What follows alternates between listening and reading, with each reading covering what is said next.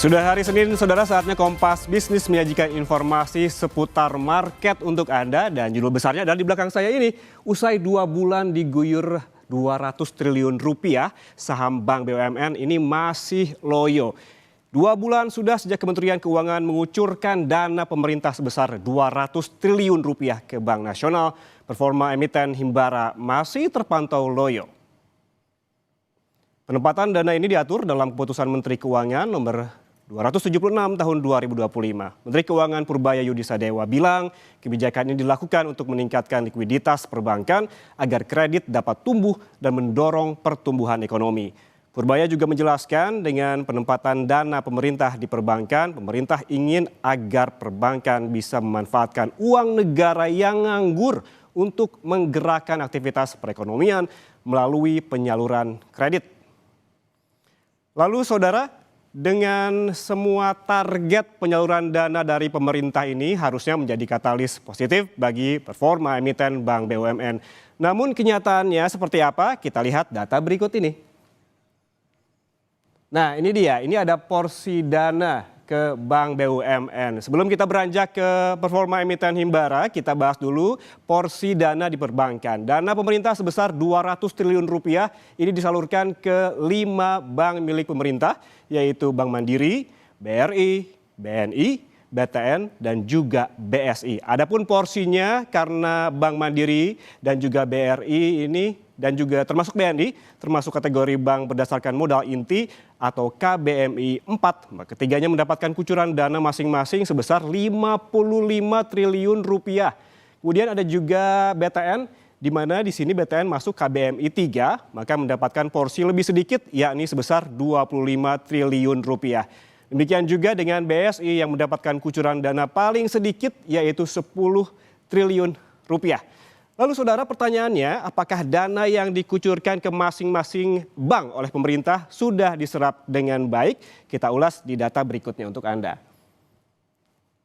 Nah, ini dia serapan dana ke Bank BUMN. Seperti yang dipaparkan Kementerian Keuangan hingga 22 Oktober 2025, tercatat dari total 200 triliun rupiah penempatan dana pemerintah, Bank Mandiri dan juga BRI telah menyerap 100% biaya yang disalurkan, yaitu masing-masing sebesar 55 triliun rupiah. Sementara saudara, BNI ini terpantau baru berhasil menyerap 68% dan BTN ini dengan serapan yang paling kecil yaitu 41%.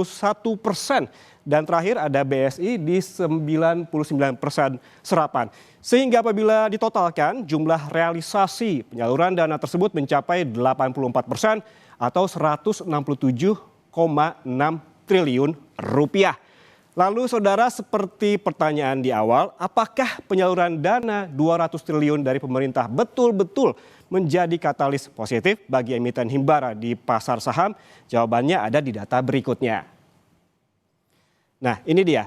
Jika dilihat performa sejak dana 200 triliun rupiah dikucurkan pada 2 bulan lalu atau 12 September 2025 hingga penutupan bursa pekan kemarin terpantau yang tumbuh positif alias menghijau adalah Bank Mandiri.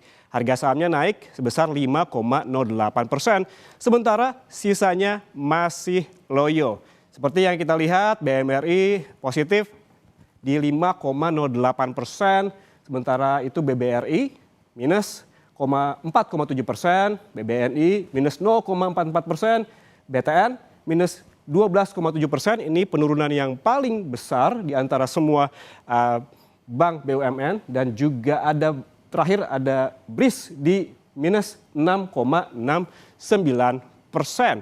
Namun tentu saudara, sentimen soal pengucuran dana 200 triliun rupiah ke Himbara bukanlah satu-satunya yang menjadi katalis naik turunnya saham. Perlu dilihat juga bagaimana dana asing yang masuk dan juga keluar, seperti yang bisa kita lihat di data selanjutnya. Nah, dari data Bursa Efek Indonesia selama sebulan terakhir yang mencatatkan net buy asing terbesar diperoleh oleh BMRI dan juga BBRI seperti yang Anda lihat saat ini.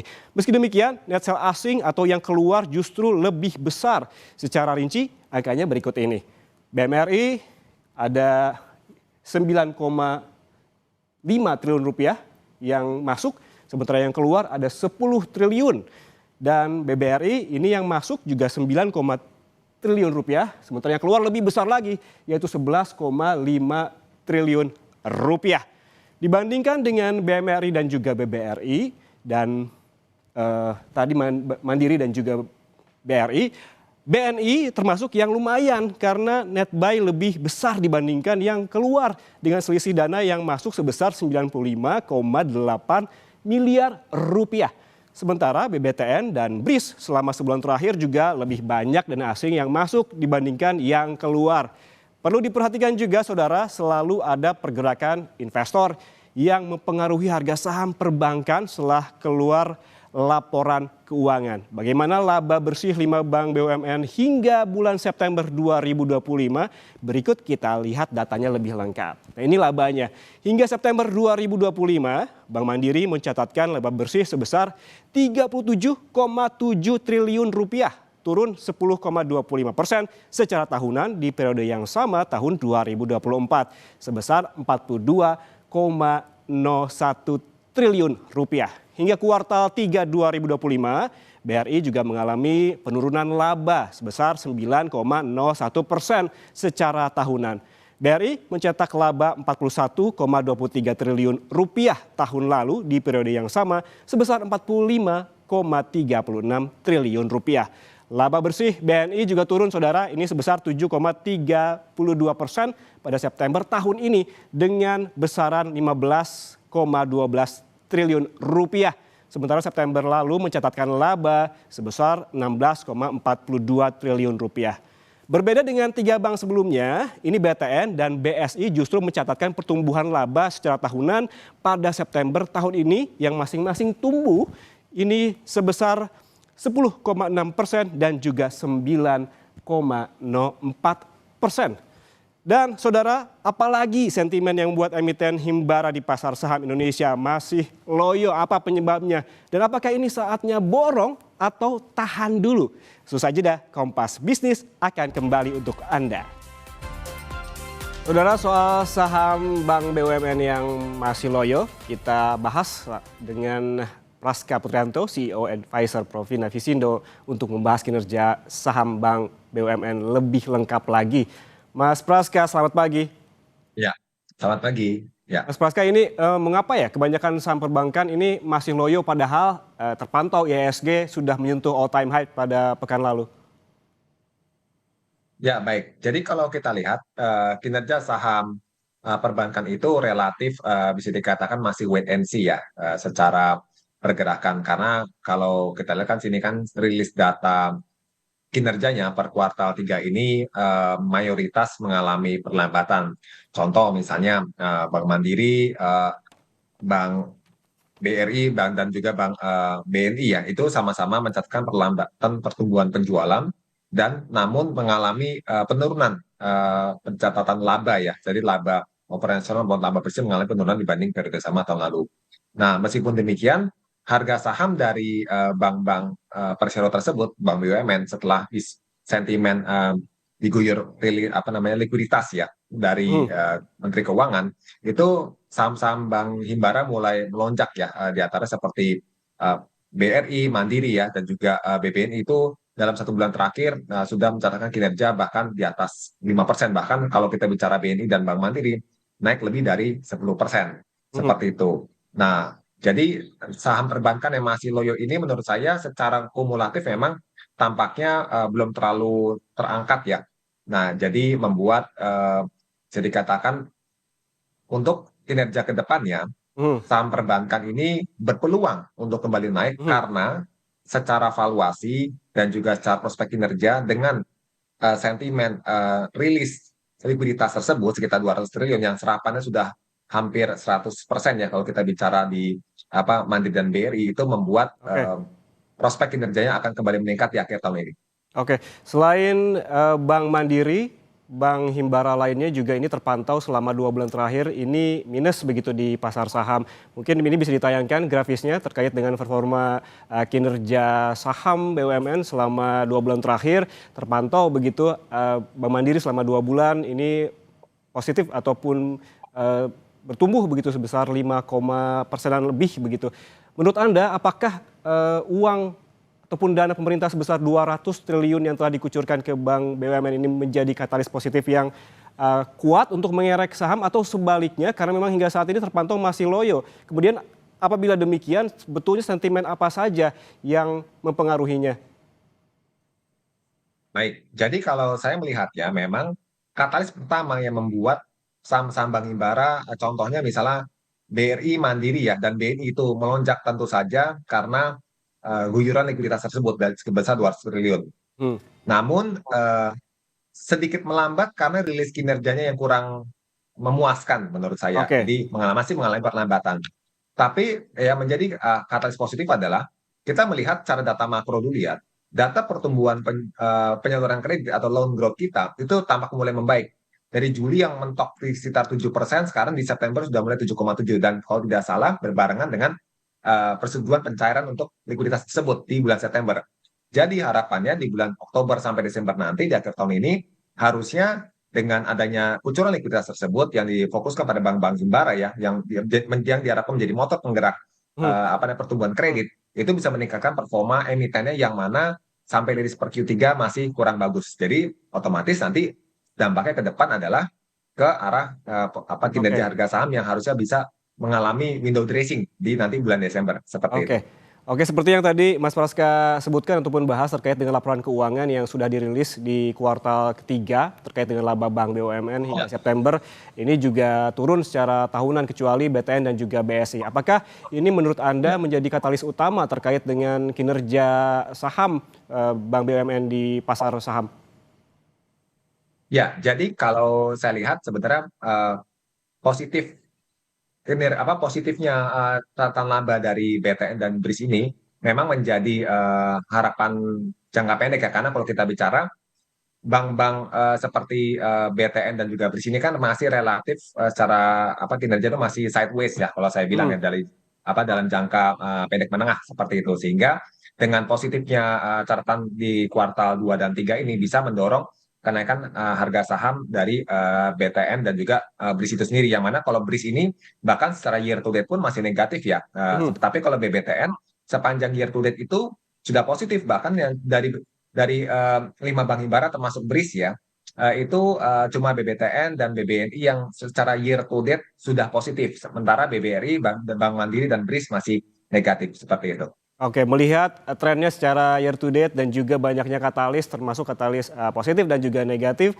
menurut Anda saat ini harga saham Bank Himbara di market begitu, menurut Anda bagi investor saatnya untuk borong atau justru tahan dulu? Buat saya masih optimis waktunya untuk memborong. Kenapa? Karena satu, catatan saya dari investor asing sudah mulai melirik, banyak mencatatkan net buy ya.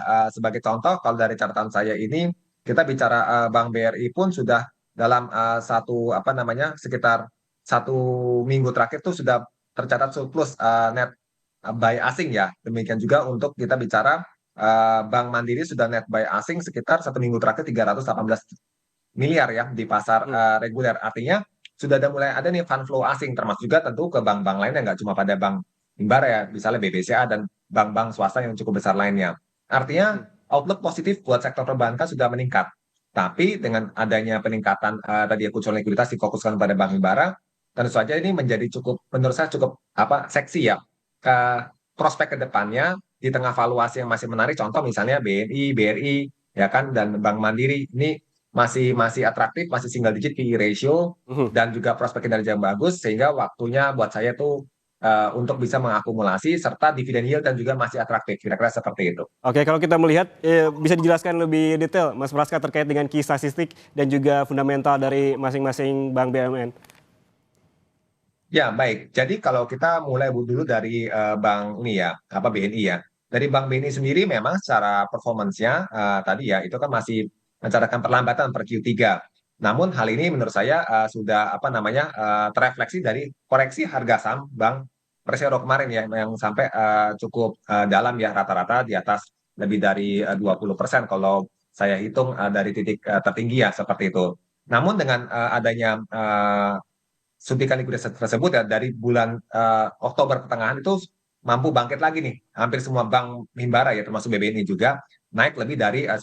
Contoh kalau BBNI dari 3.800 sampai 4.500 dan itu masih ada peluang kenaikan. Dan secara statistik tadi namanya valuasi istilahnya, Bank BNI itu masih single digit PE ratio masih sekitar 8,24 kali dan book value masih price to book value masih sekitar 0,97 kali. Artinya secara daya tarik valuasi masih menarik, secara fundamental dan juga cara kinerja harga saham masih belum banyak terapresiasi. Demikian juga kalau saya lanjut kepada Bank BRI ya, Bank BRI juga sama kondisinya seperti Bank BNI dan juga Bank Mandiri ya, di mana per atau 2 dan 3 ini mengalami perlambatan. Tapi tetap secara valuasi juga masih positif, di mana Bank Mandiri PE ratio masih sekitar 7,7 kali, ya kan, dan juga harga sahamnya pun masih bisa dikatakan belum mencatat kinerja positif ya sepanjang year to date. Artinya masih bahkan minusnya paling dalam Bank Mandiri ini, minus 16%. Artinya ada peluang kenaikan lebih lanjut daripada Bank Mandiri sendiri. Plus tadi Bank BRI yang terakhir, menurut saya di sini juga secara year to date kan juga masih minus ya 2,45%, dan valuasi juga masih cukup relatif atraktif meskipun sudah tidak single digit lagi, tapi masih sekitar 10 kalian. Artinya kalau kita compare dengan performa rata-rata jangka panjang, Bank BRI ini masih menarik dan juga dividen yieldnya yang cukup tinggi di atas apa namanya 5%. Jadi ada Bank Mandiri, Bank BRI itu dua saham Bank Himbara yang mempunyai dividen yield statistiknya yang cukup atraktif yaitu di atas 5%. Bahkan terakhir kalau tidak salah Oke, saya lihat di sini Bank BRI masih di atas sekitar 9% untuk 8,5% oke, untuk oke. dividen yield ya. Mas Praska, terakhir singkat saja, Ya, hingga akhir tahun ya. bagaimana proyeksi Anda terhadap harga saham Bank BUMN? Apakah berpotensi naik seiring dengan target Menteri Keuangan agar IHSG to the moon ke 9.000? Ya, baik. Dari saya sendiri, saya masih optimis Bank Himbara masih berpeluang naik ya. Di antaranya kalau kita bicara Bank BNI, masih ada peluang untuk bisa sampai kembali kepada level 5.000. Sementara kalau Bank Mandiri, ada peluang masih bisa kembali ke tutup gap di level 5.500-an. Sementara kalau untuk saham BBRI ya, di sini masih ada peluang untuk kembali ke level resisten sebelumnya di level 4.400-an. Artinya masih ada peluang-peluang kenaikan lanjutan dalam jangka pendek ini yang bisa menopang IHSG pada akhirnya membuat IHSG ini bisa paling nggak tutup di all new time high lagi. Kira-kira seperti itu. Oke, berarti ruang tumbuh bagi saham-saham Bank BUMN ini masih ada begitu ya, sehingga memang seperti Mas Ya, Praska bilang tadi, apabila ingin borong juga memang masih menarik begitu meskipun valuasi ya, ataupun ada perlambatan begitu dan secara statistik juga terbilang masih menarik begitu ya. Terima kasih ya. Praska Putrantio, CEO Advisor Provina Yusindo atas waktunya bersama kami di Kompas Bisnis. Sehat selalu. Terima kasih. Selamat pagi.